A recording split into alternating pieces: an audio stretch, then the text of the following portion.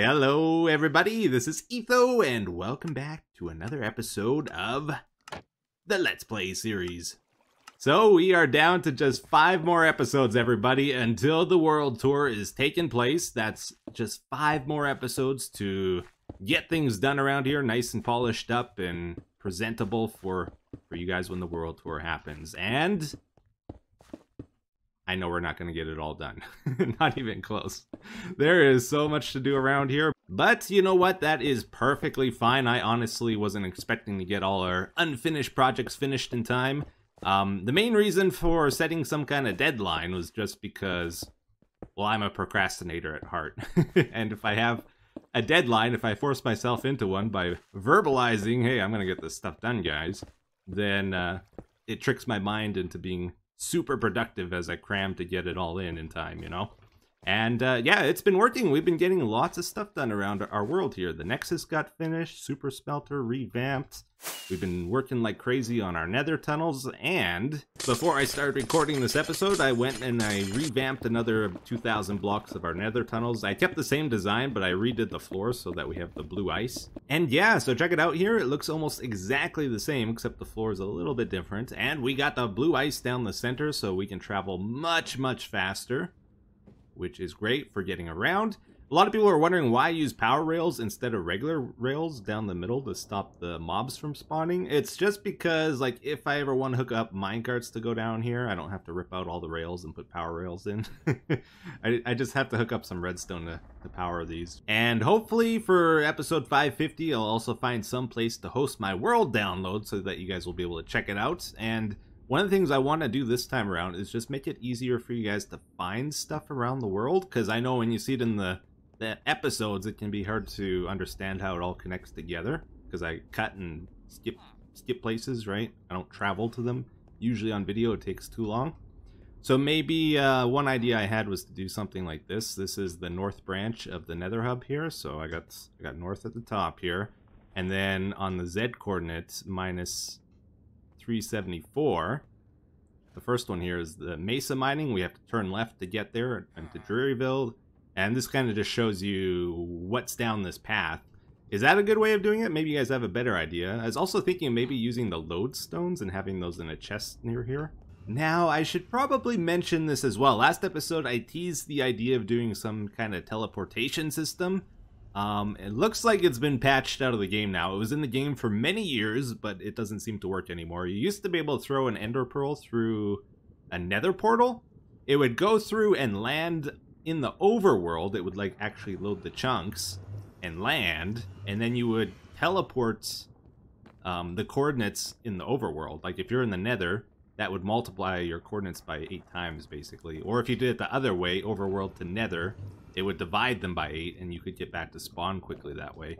And so I was hoping to set up a system to precisely control where the ender pearls would go, but it looks like it's not going to be possible now, unfortunately. Still rains underground. I'm getting a little worried they're not going to fix this bug before they're done with the update, you know? So lately I've been going through some of our older projects and just figuring out what works and what doesn't, what needs to be fixed. And I found out, surprisingly, this very first gold farm we did actually still works. the one that sends them through the nether portal to here, and then we got the crusher and stuff, and then we got the trader guy over here.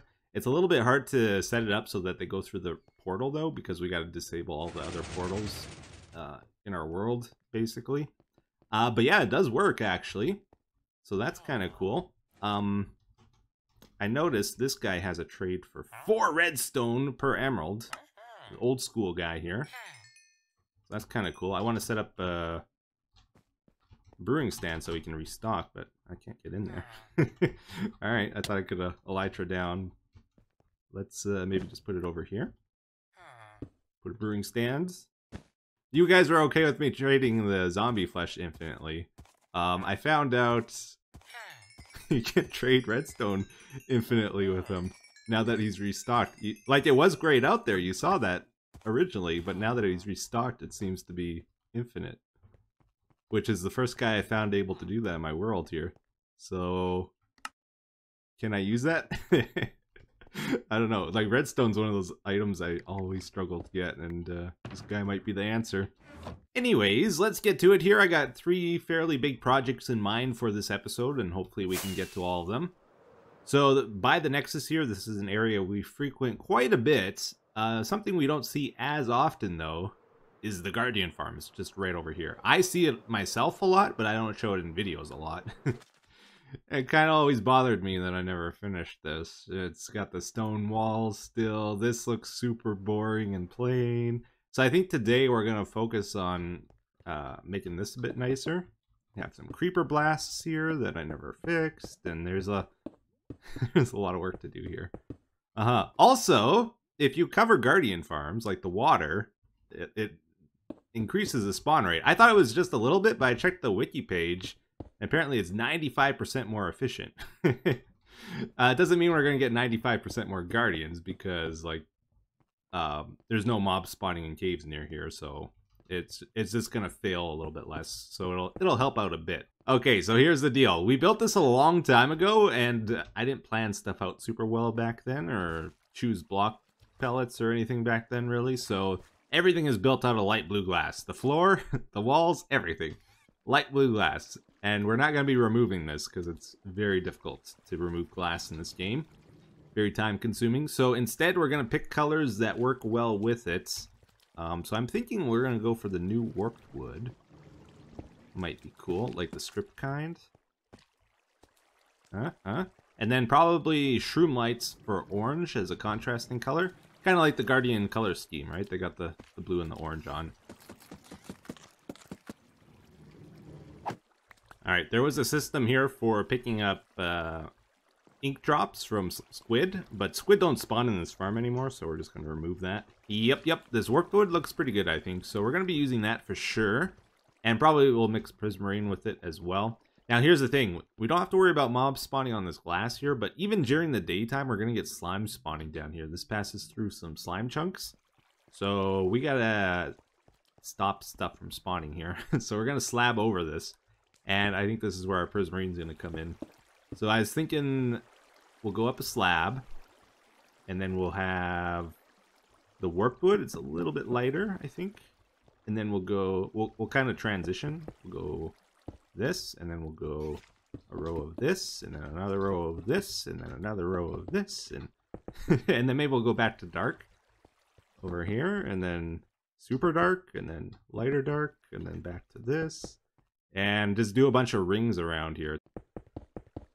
Yeah, I don't know about this one, guys. I don't know. Like, sometimes when I'm building, I'm super confident in what I'm doing. And this time, it's like, well, it might be okay.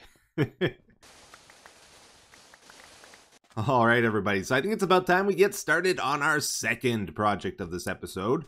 We're going to be making a farm for the warped wood and the crimson wood, shroom lights, that kind of stuff. We haven't done that yet, and I am tired of farming that stuff manually. Now, I know there's ways of making totally automated versions of these farms. They usually require quite a bit of redstone, and I thought it might be nice to do a simple one to get us started. Like a simple, effective one. Especially for those of you that don't like doing redstone projects. So here's what we're going to be doing. We're going to have a space of 7 between the 2 sides here. And then just have 2 rows of netherrack. Then we're going to take our bone meal and use it to start spreading this nylium down the rows so that we can plant the fungi on top of it for growing the trees, these things here. Down the middle, we're going to place obsidian 1 block above the netherrack and every 5 blocks, so a 4 block space between the 2. This is what the TNT is going to land on to blow up the trees and harvest them. So this first layer of obsidian that the TNT lands on will get most of the wood from the trees, but shroom lights tend to spawn a little bit higher up, so we probably want to go at least 2 layers up with the obsidian. So we're going to have a 3 block space, and then at the 4th block here is where we're going to do our next thing of obsidian. And that's going to be placed somewhere in between the 2. Alright, and then we're going to start a 3rd row with the netherrack, and I'm using the dirt there just as scaffolding. But you can see all the spaces in the netherrack line up with the obsidian below. Right? So we do that, and then we want enough space between the netherrack and the obsidian that the TNT is not going to blow up our dispensers. So I'm hoping this is enough. We got 1, 2, 3, 4, 5, 6, 7, 8, 9. At the 10th block here is where I got the netherrack. We'll see if that works or not. But I'm going to go underneath now and start placing our dispensers facing down. This is where the TNT is going to go in. Okay, so I got a fair bit of TNT on hand, so I'll probably put a full stack of TNT in each of these as we go along. Now, the important thing is when they shoot out of the dispenser, they don't go perfectly straight down. They'll go a little bit to the left or the right or forward or back, and they might not land on the obsidian properly if that happens. So we put blocks around the dispensers, one block below here, just to make sure it's going to hit one of the edges of these blocks and align perfectly straight. If we want to get a little bit more fancy with this farm, we can also add water down the middle, and then 1, 2, 3, 4, 5, 6, 7, 8 blocks on both sides, and then we'll have a drop down. And I'm going to go along here with our pick and break it all. That'll function as a very simple item collection system to our farm, and now I think we're ready to get it going here. So let's go along and start bone mealing our first batch of trees, and we'll find out how much of this I messed up. Very good, very good. So we got our first batch of trees grown here, and this is what it ended up looking like. And you can see some of the trees get very tall, actually, but most of them are about at this level here. That's like the average. Unfortunately, it does kill all the nylium underneath if you have blocks above, so the slower we go here, the more of it will die. But I just want to show you some stuff before we start blasting. So you can see some of it will reach up to this block, but none of it seems to get to the very middle here. So that 7 block space in between is very important, because if that nether wart spawned underneath the dispensers, then the TNT will land right on it and then blow up our platform up there. And I think the way we're gonna activate this, like, we could set up some redstone, but I think the idea with this farm is to keep it as simple as possible for you guys. So this is what we're gonna do. It's very low tech, but we're going to be using pressure plates to activate the dispensers and ourselves as the timer for this farm. Why do we need a timer? What is going on here? Let me tell you one other thing about this. So let's say TNT lands on this obsidian and then TNT lands on this one, and this one blows up first. It's going to push the TNT on this one over, away from this one, and that might cause it to fall off of here or just move over a little bit and start blowing up stuff we don't want it to, like this netherrack. So we got to kind of control when this stuff gets released, and we're going to use ourselves to do that.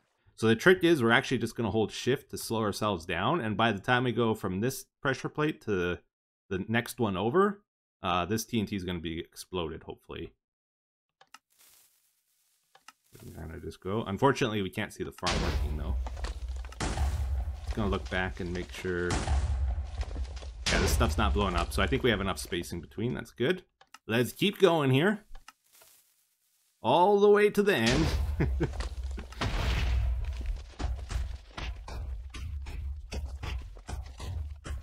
Okay, here we go. We made it to the very end. Let's go see the damage down there. Yeah, see the stuff falling in the water, going over the edges. Cool, cool. And you can see we took out a pretty good chunk of the wood and the nether wart and stuff. None of the netherrack got exploded. That's great. Some of it's going to land on the netherrack there. It'll fall down if we grow another tree, though. And I did a really crummy collection system. Looks like some of it's getting stuck, so probably got to make something a bit fancier. Okay, there was none on this other side, so it's not too bad. Alright, so then all of our drops got collected together over here, and let's see the grand total from one harvest. Okay, lots of nether wart blocks, and not as much as I would have expected, honestly. 3. Okay, and 27 shroom lights. I wonder if much of it got exploded. I hope not. It might be worth just going across here and picking it up too then, because I'm sure there's a bit here. Okay, wait a sec. Did I take it out of here? No, that wood's still in there. So there was a lot on the netherrack, actually. There was 1, 2, 3, just about 4 stacks of wood. All right, good stuff. So I did a few harvests there, and we got a bunch of warp stems to work with. So we're back at the Guardian farm again. Now we got the materials to work on this. I think I was getting like 3.5 wood per tree, which isn't bad, but we weren't getting a whole lot of shroom lights. I was a little disappointed with that, honestly. So yeah, it's not going to be like a long-term solution for sure. We can convert that over to like an acacia farm or something though. Like if we replace the netherrack with soil, we can grow like birch trees, acacia trees, oak trees. And then when we get to the top here, what are we going to do? I think we're going to go down the center. Let's get our silk touch. Then we're going to build this back up to the top with shroom lights down the center of the column. And yeah, check it out. So that gives us a very simple column here, but I think it's what we're going to go with. Simple is good though, because we're going large scale with this. So we want something that's easy to produce. And it's got a bit of 3D depth to it. I like that. It gives off light. It's another plus to it. So I think that's the style we're going to go for. So that's going to go up. It's going to go around each of these edges all the way over here. We're going to make like a cube out of it. And then probably we'll do it on this side as well. But let's just do this interior part first. Oh, and also we're going to use it to make like a border. Like over here, I think. Yeah, and it'll connect like at the bottom here from this side to that side. Does anybody out there still use sand as scaffolding, or is it just me? I kind of like it still. It's cool. All right, so added a bit more detail to it. We got some lines running through it, just for a bit more character, and had a bit of a base to it, and this also connects all the way down to the bottom now too. Now I'm working on the top here, and a guardian shot me off. But I think we're gonna have it one block above the water. Yeah, look at this guy. He's trying to get me already. Come on, man. I just got up here. Woohoo. They hit hard too. I guess at the top here we got to replace this glass with shroom lights all the way down. And then we'll have another beam going across the water? Question mark? Yeah, and then we'll have to fill this in with something. Oh, this poor llama. That guy pushed him off like 10 minutes ago and he's still bouncing around. It is a bit on the plain side still, but I think we can add a bit more to it over time. I think it does look a lot better than what we had originally here, though, with just the glass. Still not quite finished with our design down here. I think the thing that's kind of making me wonder about is maybe I should get rid of the dark spot in the middle, maybe keep it all bright. But it kind of reminds me of a rug, the more I look at it. East Persian rug. Oh yeah, look at that. Okay, let's go check out. Let's go check out our guardian farm down here. So this is where we actually go to get our stuff. But we were totally out of Prismarine for a long time here, and let's see. Okay, so while building that, we got like a double chest full. Cool, cool. All right, that should be enough to do a bit more here. Yeah, so I think next up here, we're going to try add in some Prismarine Walls for a bit more detail to it. I feel like they would look cool if we added them all along the sides. It's pretty close in color.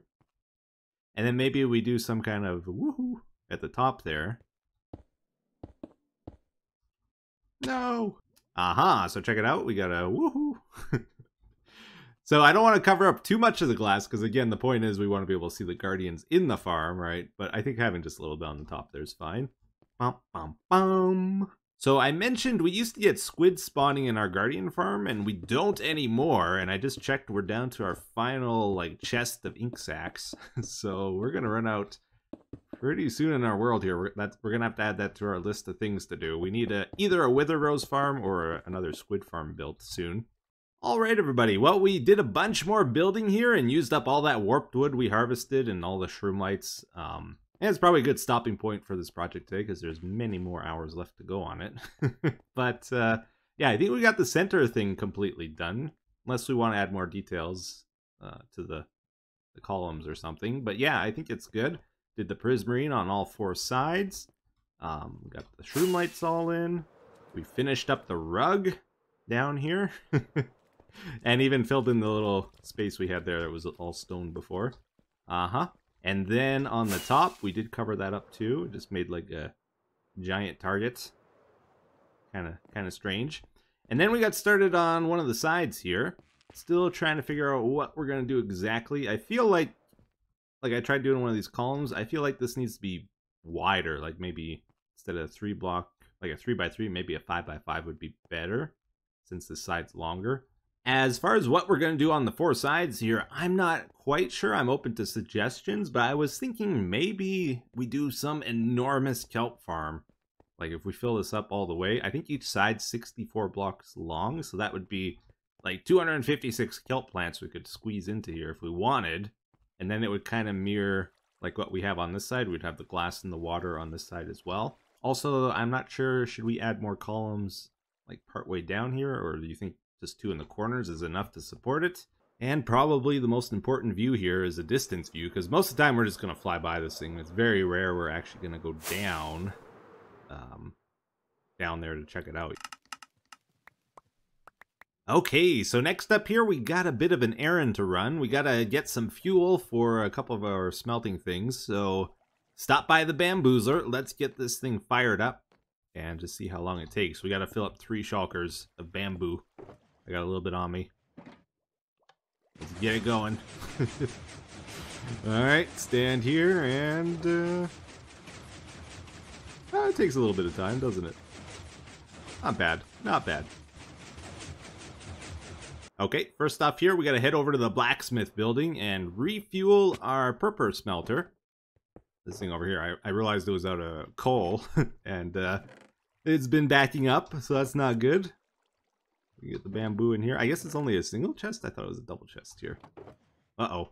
And it was between 30 and 35 seconds per shulker, I guess, to fill up at the bamboozler.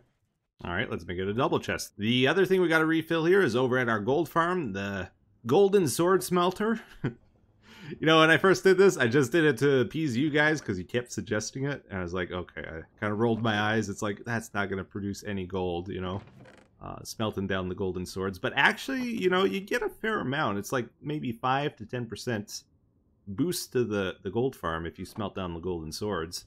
And the third big project I wanted to get to today is the Piglet bartering system we started last episode. I think we're going to wait on this, though, because we're kind of out of time. And Mojang changed the bartering trades with this latest update, so I kind of want to wait one more week just to see if they change it again, because I feel like there's a couple things they could tweak on it.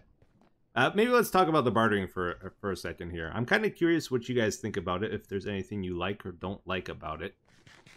I'll kind of go through what I like and what's changed here. So they got rid of the glowstone trade, that's no more. And they also got rid of the magma cream, that's no more. Instead, they put in spectral arrows and blackstone. Actually, let's put these here and blackstone over here. A couple other things also changed with the bartering. They added water bottles as one of the trade items, along with fire-resistant potions. I like the water bottle addition, but I feel like they should get rid of the fire resistance, so that, like, if you sort the potions, you'll end up with just water bottles.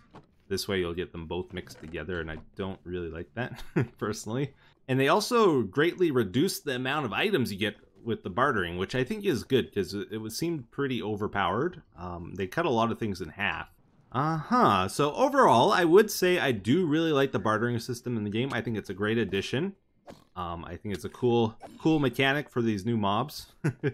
I like that they gave gold more of a use in the game. Before it was pretty much just for power rails and food, but now it actually is something pretty useful.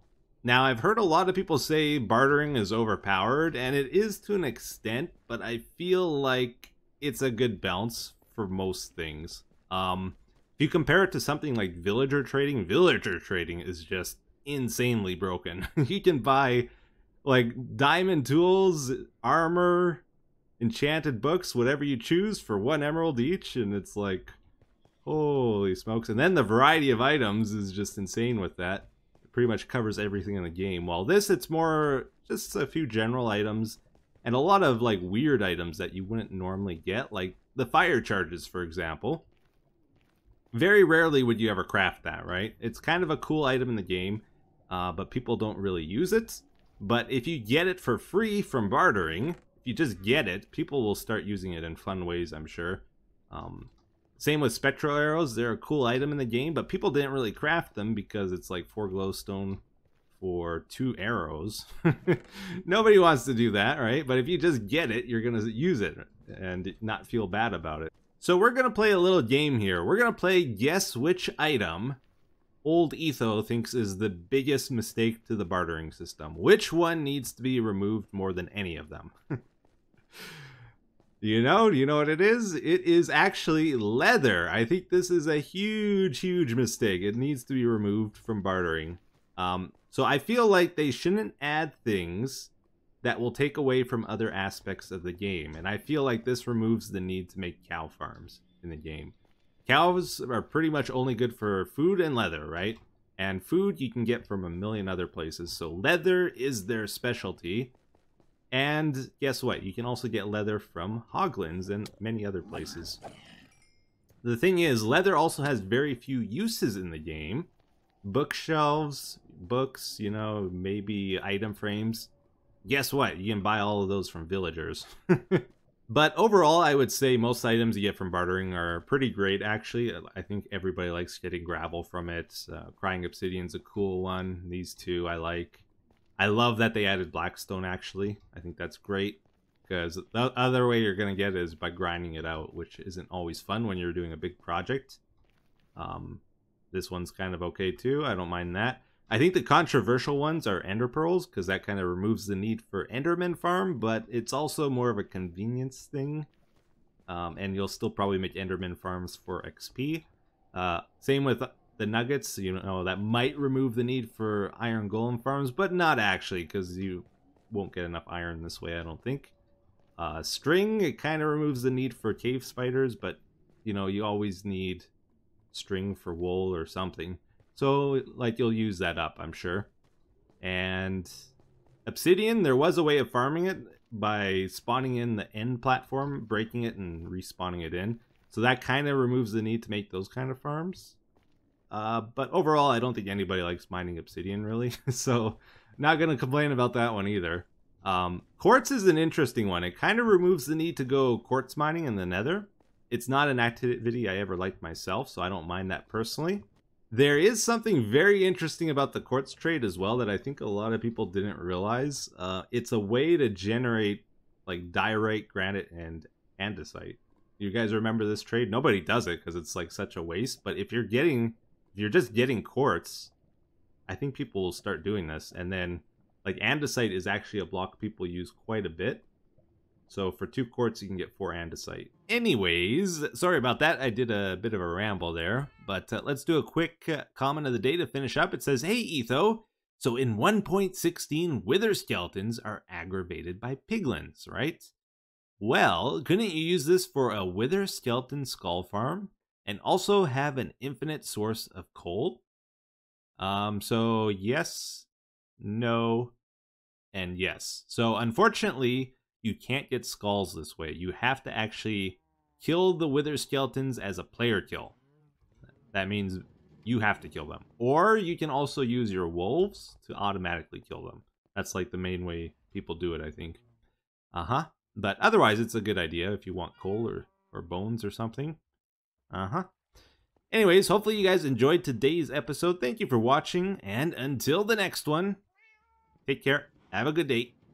Bye-bye.